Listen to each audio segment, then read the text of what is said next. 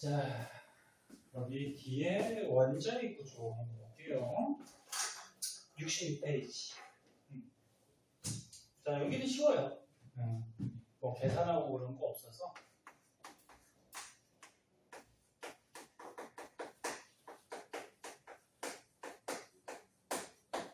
자, 원자는 너네가 알다시피 어떤 물질들이 이루고 있는 기본 입자를 원자라고 그러죠.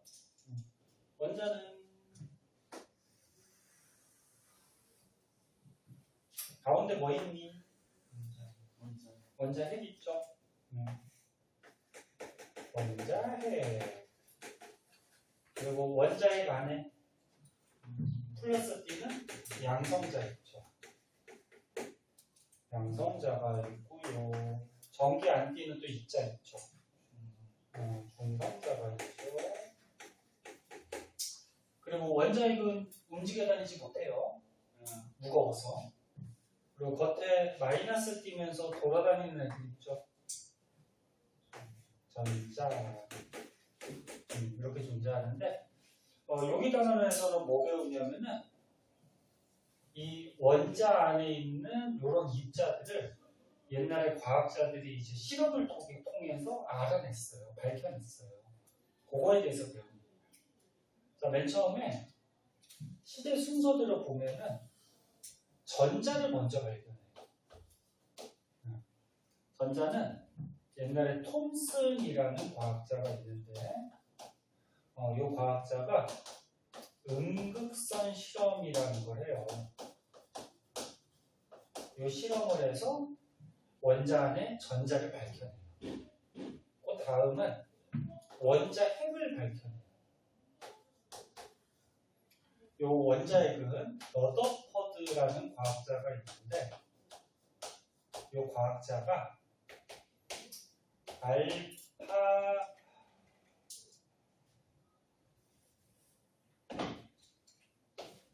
알파 입자 산란 실험이라는 거예요.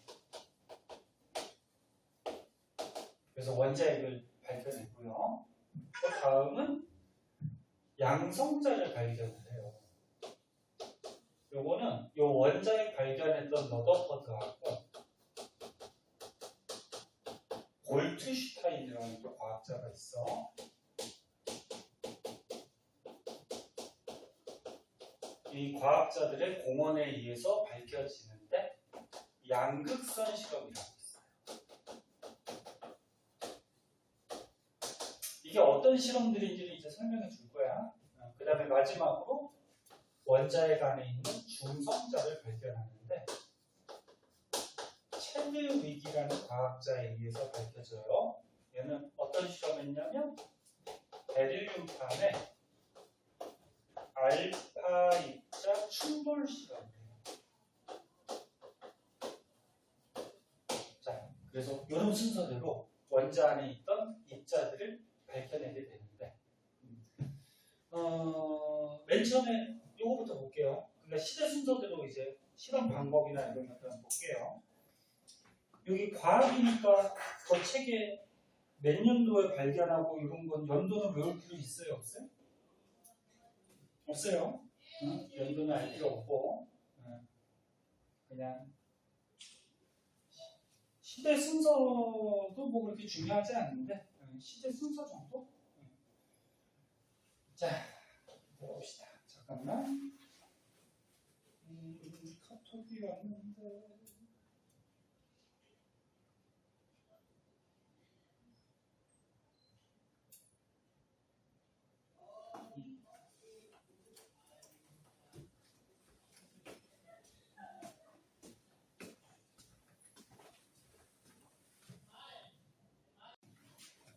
자,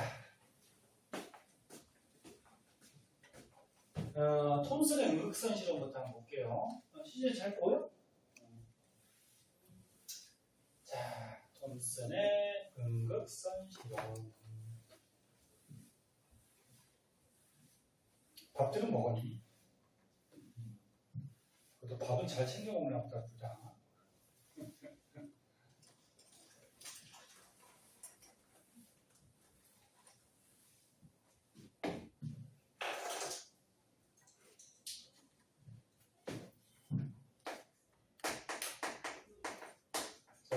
톰슨의 음극선 시험. 요거에서 뭘 발견했다고?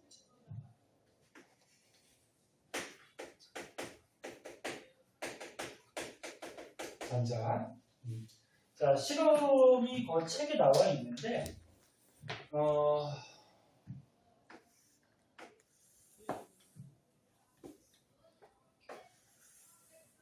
이렇게 어떤 관을 준비했는데, 진공이 뭐야? 안에 아무것도 없다라는 거죠. 기체도 없고 아무것도 없어요.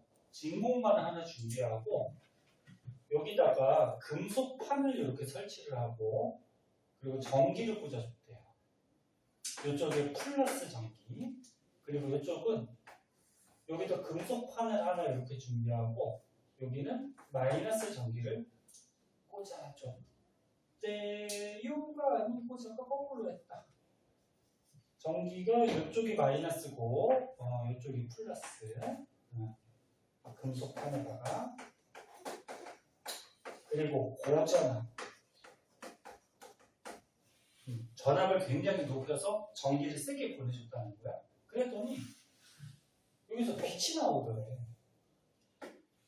빛이 나오는데 이쪽에다가 구멍을 뚫어놨더니 이 구멍을 통해서 빛이 이렇게 나와.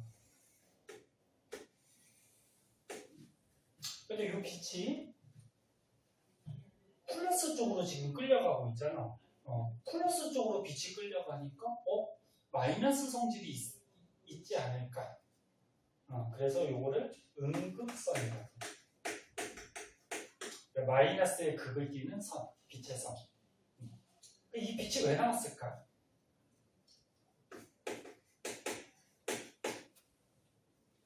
너는 금속이라는 물질도 뭘로 구성이 되어 있어?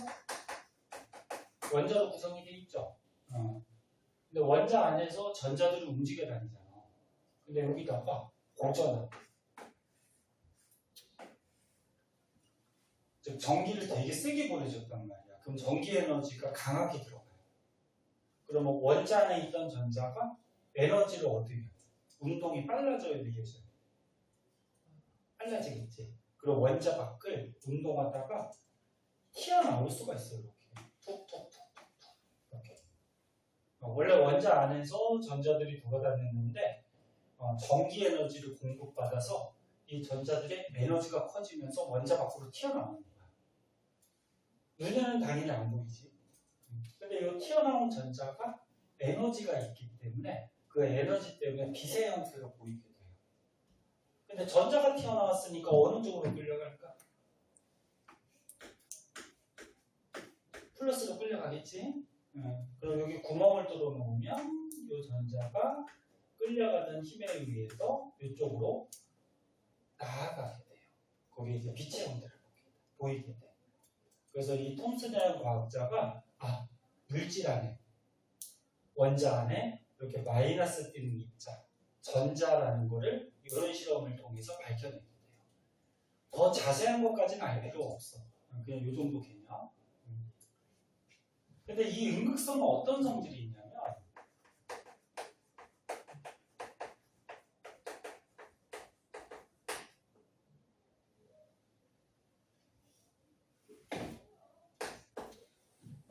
거기 책 가운데 음극선의 성질이라고 해서 그림 3개가 나오죠. 첫 번째 그림 한번 보자. 음극선은 전하를 둬요.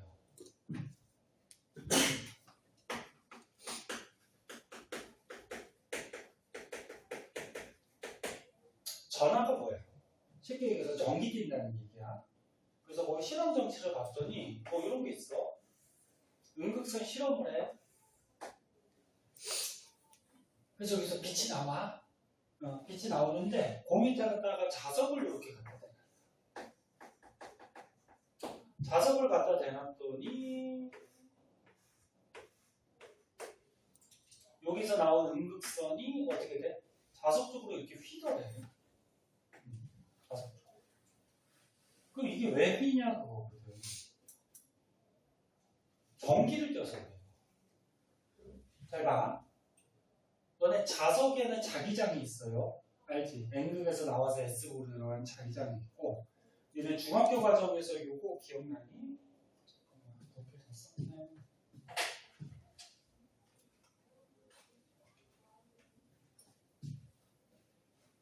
자, 중학교 과정에서 얘네 뭐 이렇게 도선에 전류가 흘러요. 전기가 흘러요. 얘네 전기가 흐른다는 거는 도선 안에서 뭐가 움직여 다니는 거지? 전자죠. 물론 전류는 플러스에서 마이너스로 가고 전자는 어떻게 돼요? 마이너스에서 플러스로 이렇게 가죠. 이런 거 배운 거 같아? 네? 그럼 전류가 흐른다는 거는 전자가 흐르는 거예요. 근데 이 전류가 흐를 때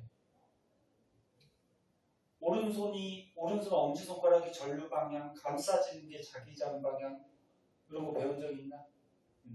그럼 이 전류가 흐르면 주위에 자기장이 생겨요.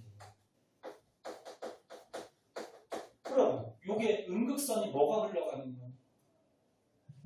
뭐가 흘러가는 거야? 전자가 흘러가는 거지, 그치? 그럼 요 음극선이 흘러간다라는 거는 전자가 흘러가는 거고, 그럼 전자가 흘러간다는 거는 전류가 흐른다는 얘기야. 그럼 전류가 흐른다는 얘기는 그 주위에 뭐가 생긴다? 자기장이 생긴다. 그래서 요 음극선 주위로 자기장이 생겨요. 그러면 요 음극선에 의해서 생기는 자기장과 자석의 자기장이 서로 어떻게 할까? 영향을 주겠지. 이거 주소. 안 깨졌어? 핸드폰 아니야? 그래서 음극선에서 생기는 자기장과 자석의 자기장이 서로 영향을 줘서 이렇게 끌어당기는 인력이 발생된다는 얘기예요. 그래서 결국적으로 음극선이 어디 갔어? 전기를 띠고 있다는 거예요. 그래서 자기장이 생기게 되죠. 그 다음에 두 번째.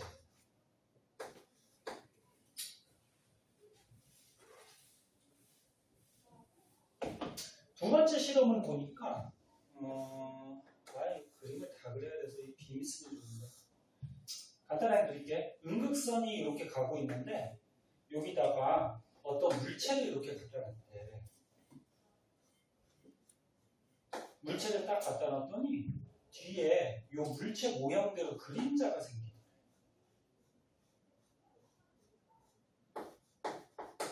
너네 그림자는 왜 생기는 거지? 빛이 어떤 성질 때문에?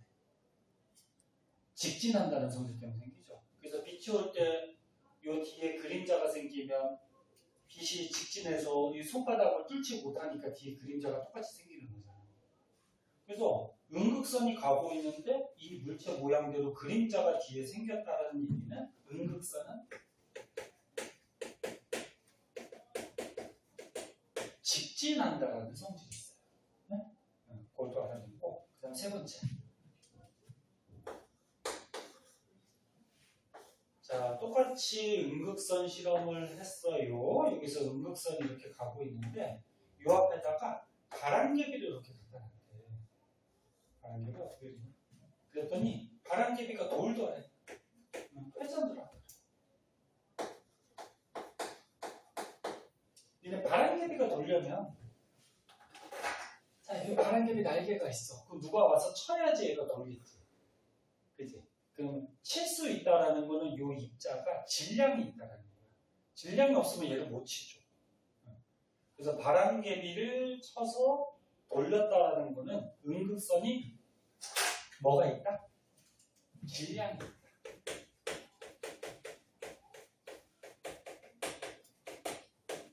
이런 사실을 또 알아야 돼요. 그래서 거기 음극선의 성질 이렇게 세 가지가 그림하고 나와 있는데 그 밑에 그림 하나 더 있죠. 그거까지도 볼게요. 그걸 4번으로 할게. 자, 밑에 그림은 뭐냐면 똑같이 음극선 실험해요. 실험하는데 음극선이 이렇게 가요. 근데 거기다가 플러스 극, 마이너스 극을 또 요 음극선 실험하는 겉에다가 전기를 또 보내줬대요. 그랬더니 음극선이 플러스 쪽으로 휘돌아. 그럼 플러스 쪽으로 휘는 걸로 와서 음극선은 무슨 전기를 띱니다? 마이너스를 띱니다.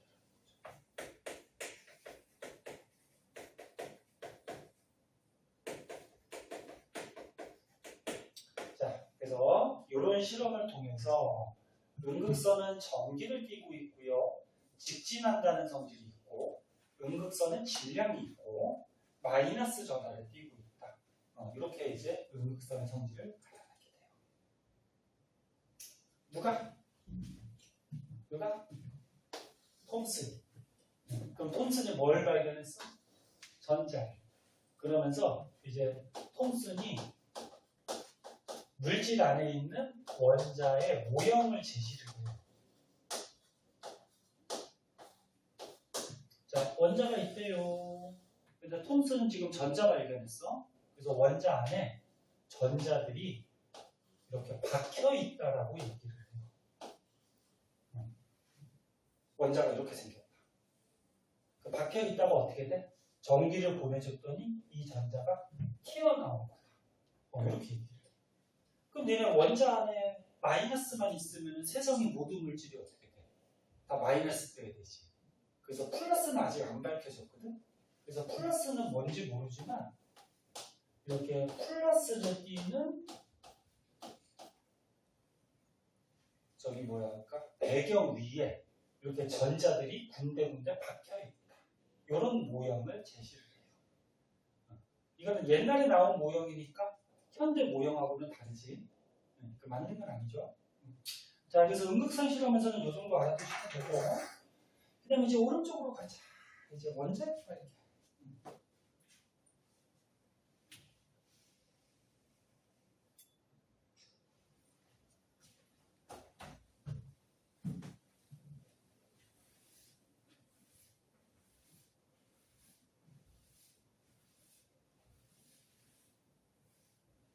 하다가 많이 지루하면 얘기해.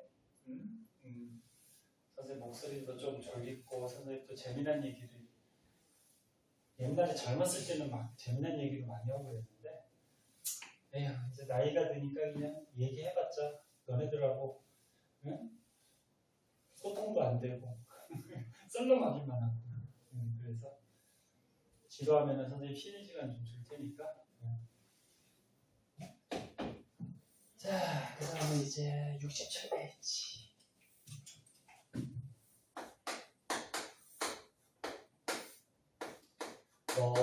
러더퍼드라는 과학자가 있어요. 저 뭐야? 한글도 못 써? 러더퍼드라는 과학자가 알파 입자 산란 실험이라는 거예요.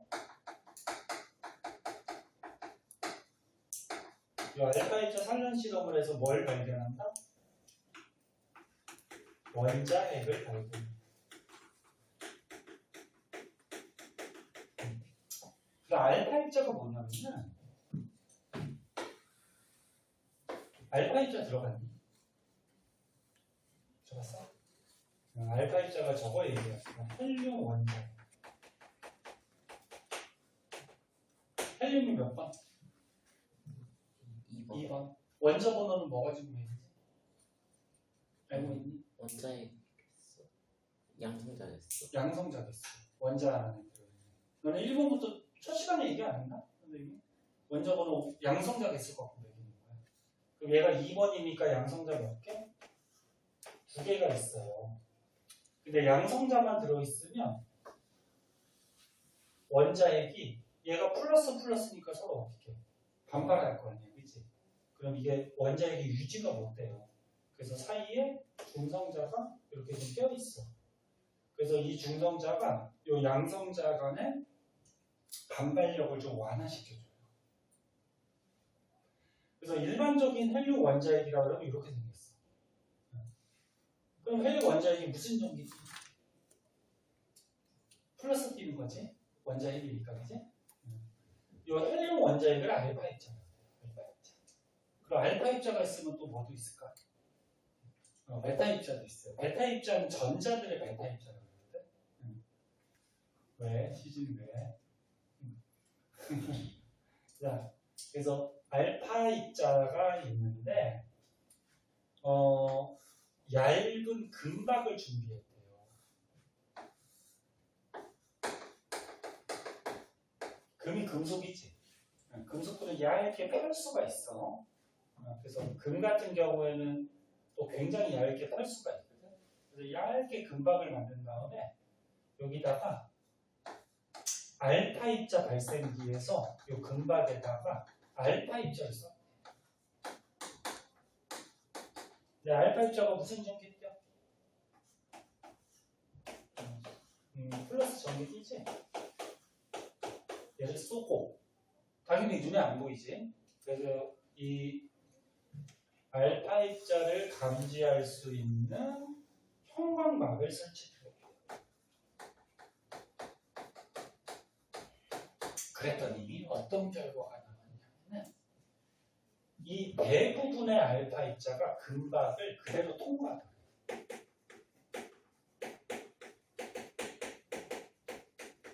대부분 그냥.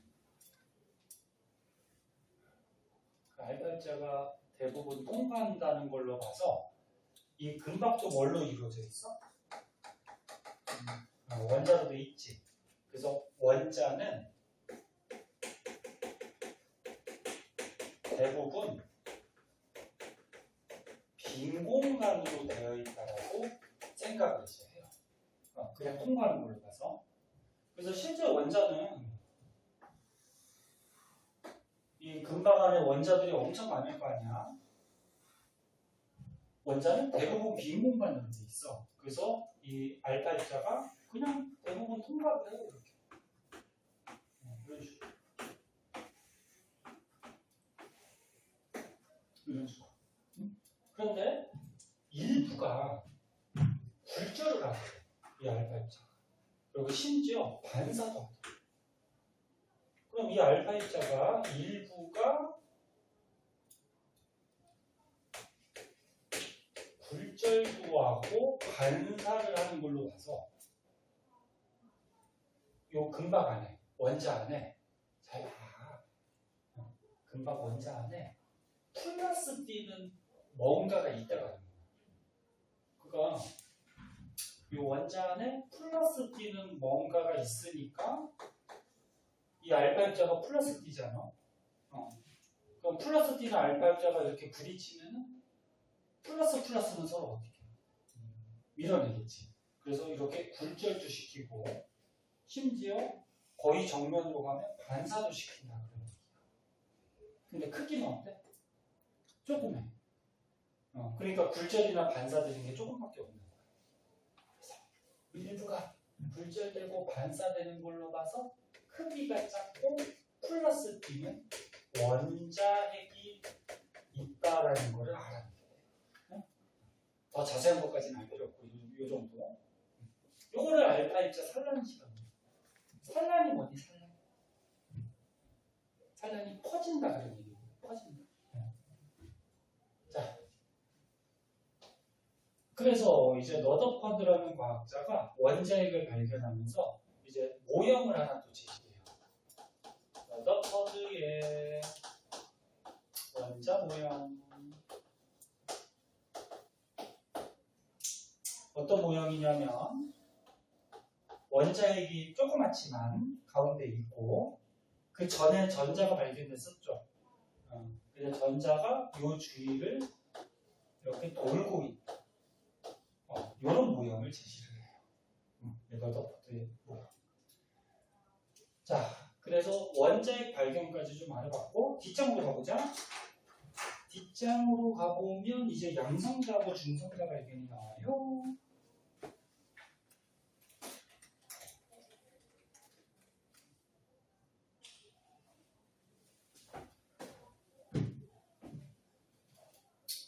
아이고 좀 썰렁하다. 에어컨 좀 껐다 킬까? 더우면 얘기하시고 춥거나 덥거나 그러면 꼭 얘기하세요.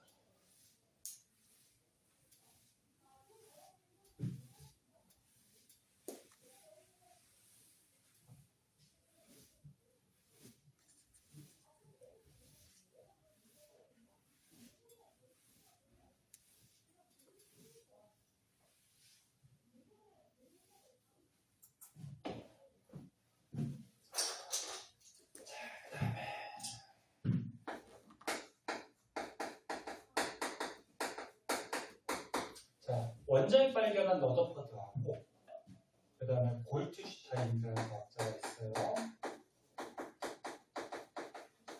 이 두 과학자가 함께 연구한 건 아니고 이 두 과학자의 공헌에 의해서 이제 양극선 실험이라는 거에서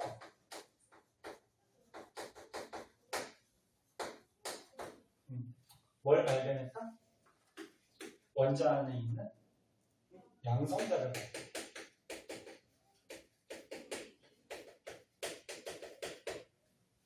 아까는 톰슨은 음극선 실험이고 얘네들 양극선 실험. 실험 방법은 거의 똑같아. 자, 이렇게 관을 준비했는데 이번에는 진공이 아니야. 여기다가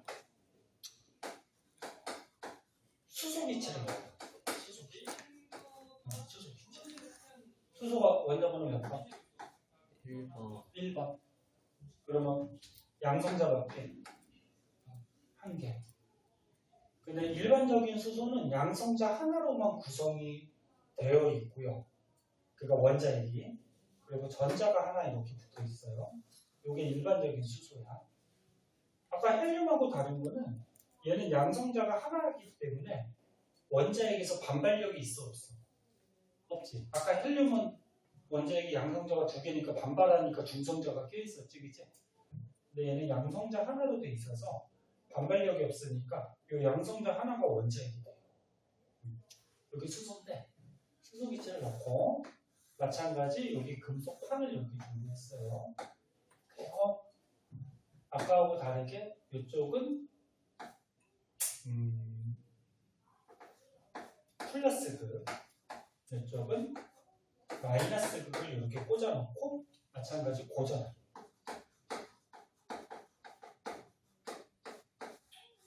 전기 에너지를 세게 공급을 했어요. 그랬더니 이번에도 빛이 나오더래. 그리고 여기다가 구멍을 뚫어놨더니 뭐 책에는 구멍이 여러 개 뚫렸는데 그냥 하나만 뚫어놓을게. 뚫어놨더니 여기서 또 빛이 나오더래. 얘는 또 왜 나올까? 이렇게 생각한 거죠. 근데 이 빛이 어느 쪽으로 끌려갔어? 마이너스로 끌려갔지. 그럼 이 빛은 플러스의 성질이 있다. 그래서 양극선이라고 얘기해요. 이 빛이 왜 나왔을까? 보자. 수소기체 나왔지, 그치? 그럼 양성자하고 전자로 되어 있는데 여기다 전기 에너지 공급하면 전자가 어떻게 돼? 에너지를 얻어서 빨라지니까 튀어나가겠지, 그치? 그럼 요 안에 수소기체에서 전자가 튀어나와요. 그럼 전자가 튀어나와 버리면 누구만 남니? 양성자만 남지, 그치? 그럼 양성자가 이렇게 돼. 전자가 튀어나오고 양성자가 남아. 됐니? 그럼 전자는 어느 쪽으로 갈까? 플러스로 끌려가겠지, 이렇게. 그치? 근데 양성자 남았어. 그럼 양성자는 어디로 갈까? 플러스니까 마이너스로 이렇게 끌려가. 응? 근데 얘도 에너지를 받았기 때문에 에너지가 있잖아. 그래서 이 양성자가 마이너스로 끌려가면서 여기를 통과해서 에너지가 있어서 빛의 형태로 나오거든요. 그래서 원자핵 안에 들어있는 이 양성자를 이런 방식으로 발견하게 돼요. 이 정도 알아두시면 되고. 자, 마지막으로 체드윅이라는 과학자 있어요. 체드윅이 어떤 실험을 했지? B가 베를린이죠. 베를린 안에 알파 입자 충돌 실험이라는 거예요. 얘는 뭐 어떻게 실험하는 게 거기 안 나왔어. 그러니까 어떻게 실험하냐면은 이렇게 해서 베릴륨판을 하나 준비했대요. 그리고 여기다가 알파 입자를 썼대요.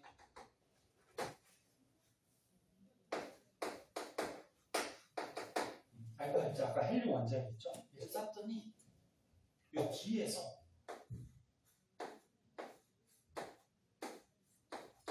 어떤 중성 띄는 입자가 튀어나와요. 그 알파 입자가 가서 충돌하는 거야. 충돌해서 이 베릴륨판 안에 원자에 있던 어떤 입자가 빵 충돌해서 튀어나왔어. 근데 전기를 안 띄는 입자가 튀어나왔더래. 얘는 여태까지는 어떻게 돼? 전기 띄죠. 무슨 전기? 마이너스. 그 다음 원자의 전기 띄죠. 무슨 전기? 플러스. 그리고 양성자 전기 띄죠. 플러스. 여기까지 알아냈단 말이에요. 과학자들이. 근데 전기 안 띄는 입자는 처음 본 거죠.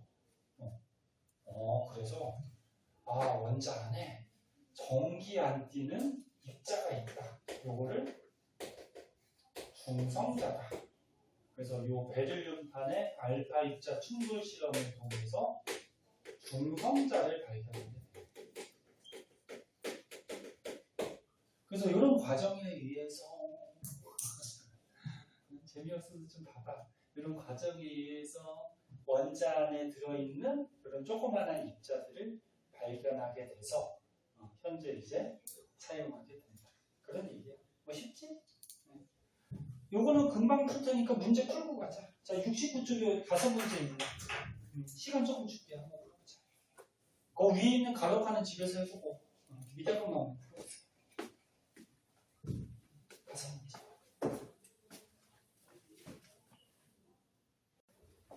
자, 보자.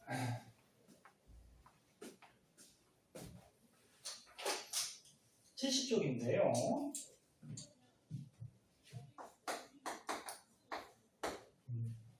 한 시간만 열심히 하고 집에 가자. 집에 가서 그러면 좀 쉬어야지. 자, 70쪽에 원자의 구조가 나오는데 원자는 원자핵이 있고 원자핵 안에 양성자, 중성자, 전자 있고 그거 다 알지? 그래서 이건 넘어갈게요. 추가적으로 좀 알아둬야 될 게 얘네 원자의 번호가 있잖아. 1번부터 20번까지 외우라고 했죠? 원자 번호는 뭐 가지고 외긴다고? 원자 안에 양성자 수. 그럼 너네 칼슘이 20번이야. 칼슘은 양성자 몇 개? 20개. 근데 원자라 그러면 중성이니까 마이너스 띄는 전자 숫자도 같은 거지, 그치? 뭐 하나만 해보자. 뭐 염소가 있대요. 염소는 17번이에요. 그럼 양성자 몇 개? 17개. 전자 몇 개? 17개. 이렇게 되는 거지, 그치? 그리고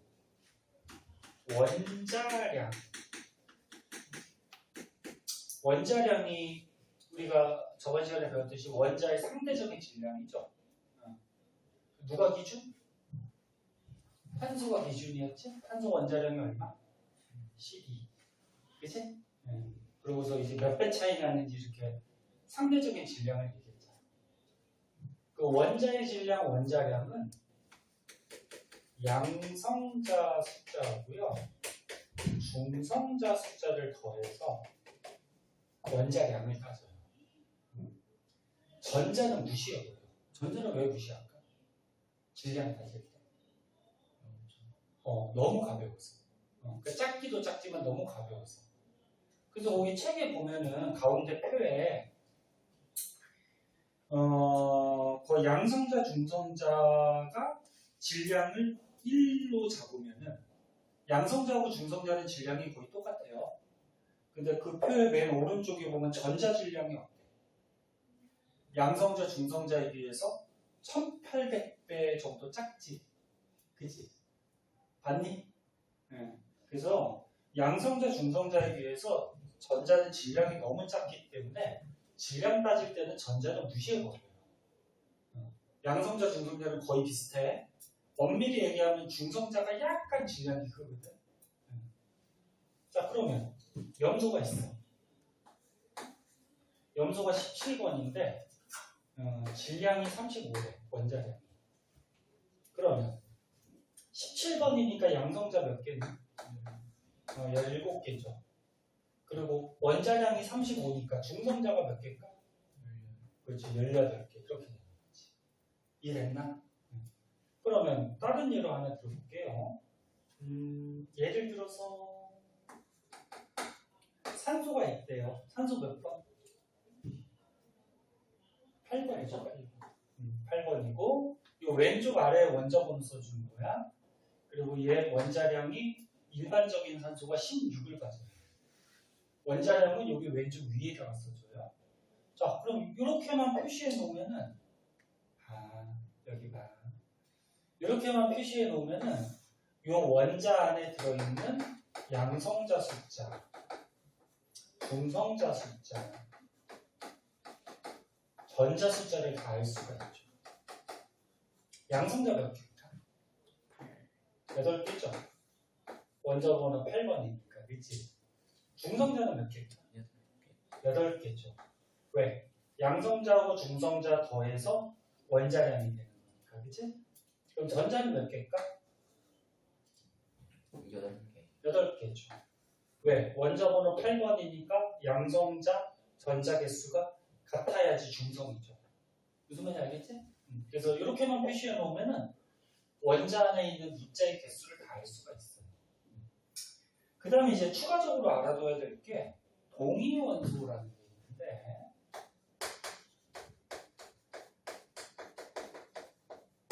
동위원소 들어봤니? 들어본 사람도 있고. 자, 봐봐. 동위원소는 뭐냐면은 양성자 수가 같아서 양성자 숫자가 같으면 원자번호가 어떻다는 거야? 같다라는 거죠. 그 원자번호가 같으니까 똑같은 원소죠. 아니, 그 양성자 숫자 같아서 같은 원소.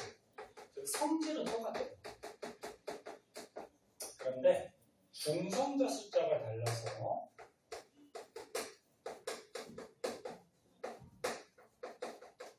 그러면 중성자 숫자가 다르면 질량이 어떨까? 다르겠죠. 질량이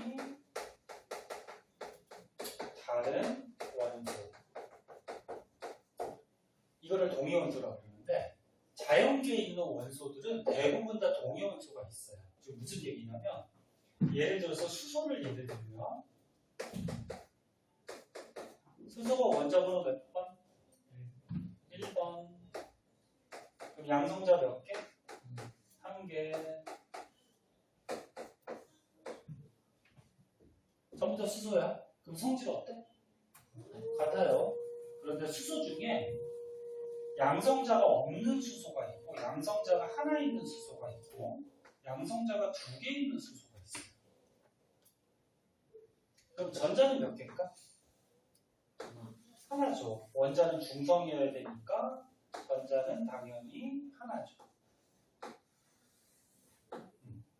수소가 종류가 이렇게 3가지가 있어요. 근데 이게 일반적인 수소예요. 이게 자연계에 책에도 나올 텐데 99.9% 그 우주의 99.9%는 이렇게 생긴 수소예요. 네? 그런데 이렇게 생긴 수소도 있어요. 이거 중수소라고 해요. 중수소. 이렇게 생긴 수소는 삼중수소라고 해요. 이 중수소하고 삼중수소는 자연계에 존재하는 비율이 굉장히 적어. 0.1% 정도밖에 안 돼요. 이거 해봤자. 하지만 있어. 그래서 이렇게 양성자 숫자는 같아서 똑같은 수소의 성질이 있는데 중성자 개수가 달라서 질량이 다른 거. 이런 걸 동위원소라고 그래. 그럼 질량은 얘 얼마 같니? 질량? 원자량? 1을 갖죠. 얘는 2죠. 얘는 3이죠. 볼 수 있겠지. 이런 걸 동위원소라고 해요. 그래서 너네 문제 같은데 보통 수소나 염소가 잘 나와. 그리고 선생님 여기 적었는데 그 염소 가지고 좀 예를 들어볼게요.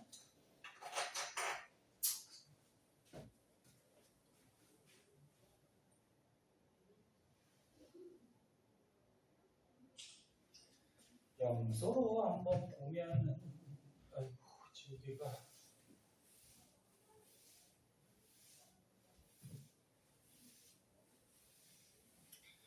여기 중에는 동위원소가 조금 어려워. 그래서 잘 보셔야 돼요.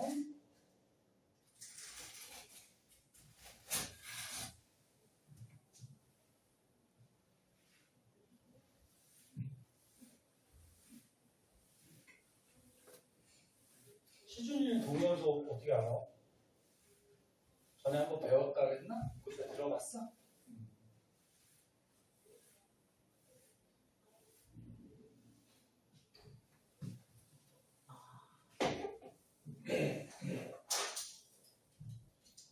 자, 동의원소.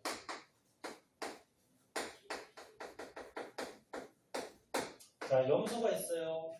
염소 몇 번이니? 몇 번이니? 17번. 염소가 질량이 35짜리가 있고요. 자연계에 37짜리가 있어요. 그럼 얘가 어떻게 생긴 놈인가 보자. 원자번호 17번이니까 양성자 몇 개? 17개. 그치? 얘도 양성자 17개. 겉에 돌아다니는 전자 몇 개? 17개. 원자는 중성이어야 되니까, 그치? 그리고 이제 중성자 보자. 질량이, 원자량이 35니까 중성자 몇 개니? 18개죠? 얘는 중성자 몇 개니? 37이니까 20개가 되겠지, 그치? 됐니? 근데 자연계에 요 원자량 35짜리가 한 75% 정도 자연계에 존재해요. 엄밀하게 하면 거기 표에 나온 것 같이 35짜리가 자연계에 75.76% 정도 있대요. 근데 약 75% 되지, 이제. 그러면 37짜리가 25% 정도 존재해요. 그럼 너는 100%요. 100분율로 하면 이렇게 되는 거고, 우리가 비율로 따지면 75%는 4분의 얼마지? 3을 뜻하고, 25%는 4분의 얼마? 1을 뜻하고, 이런 비율로 존재해요. 염소는 동위염소가. 그러면 얘 원자량은 원자량이 원자의 질량이죠. 그럼 35를 쓸래? 37을 쓸래? 35? 얘가 많으니까? 얘가 많아서? 35.5? 그래서 시춘이 예전에 한번 배워서 대충 아는 거예요. 이게 봐봐. 얘가 75% 많긴 많아, 그치? 근데 25%도 무시할 수는 없잖아, 그치? 그래서 동위 원소들의 원자량은 평균을 내서 사요. 그걸 뭐라 그러냐면 평균 원자량. 평균 원자량. 자, 그럼 평균 원자량은 어떻게 계산하면 되냐면은 퍼센트로 하면은 원자량이 35짜리가 자연계 몇 퍼센트? 75% 존재하죠. 그리고 원자량이 37짜리가 자연계 몇 퍼센트? 25% 존재하죠. 그럼 요거 두 개 더하면 이제 100%가 되는 거지. 그리고 퍼센트로 했으니까 전체 100%로 나눠주면 평균이 된다. 무슨 말인지 이해됐나? 이렇게 구하면 35.5 정도가 나와요. 요거 점 찍은 거 뭔지 알지? 야, 정확하게 35.5는 아닌데 계산해보면. 그래서 염소의 원자량은 35를 쓰는 것도 아니고 37을 쓰는 것도 아니고 뭘 쓴다? 평균 원자량 35.5를 써요. 계산을 이렇게 해도 되죠. 원자량이 35짜리가 우리가 비율로 따지면 4분의 3이 존재하는 거지. 그리고 37짜리가 얼마가 존재해?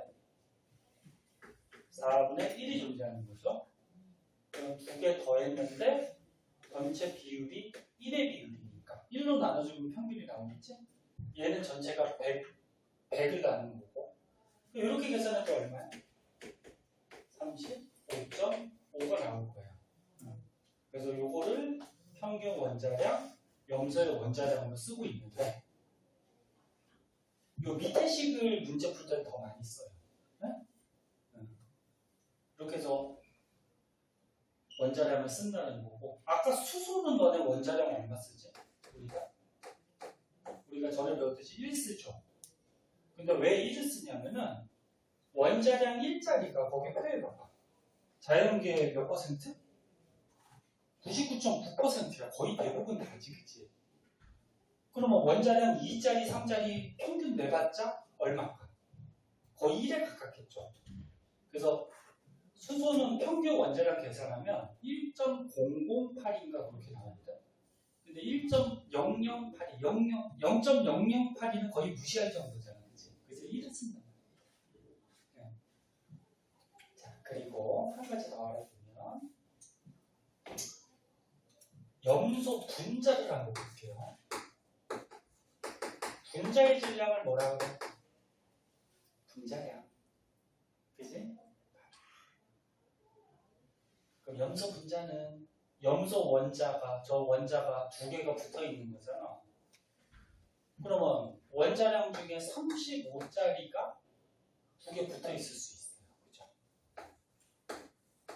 그럼 35짜리가 두 개 붙어 있으면 원자량 얼마를, 아니 분자량 얼마를 가져?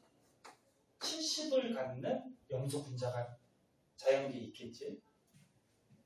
그러면 35짜리랑 또 뭐가 붙어 있을 수 있어? 37짜리. 그러면 분자량 얼마?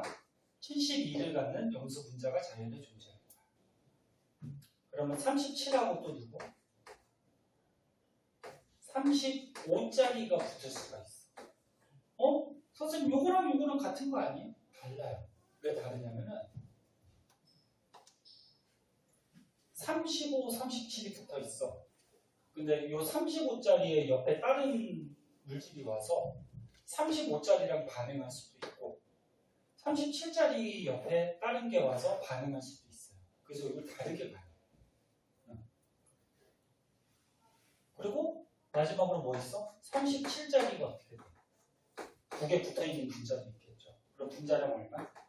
74를 갖겠죠. 여기가 됐니? 그래서 염소의 분자량은 70짜리하고 72짜리랑 74짜리랑 이렇게 종류는 세 가지가 있어요. 자, 그래. 비율을 보자. 분자량이 70짜리 염소 분자는 자연에 어떤 비율로 존재하는지 보자. 자, 원자량 35짜리가 어디 갔어? 자연계에 얼마? 4분의 3이 존재하죠.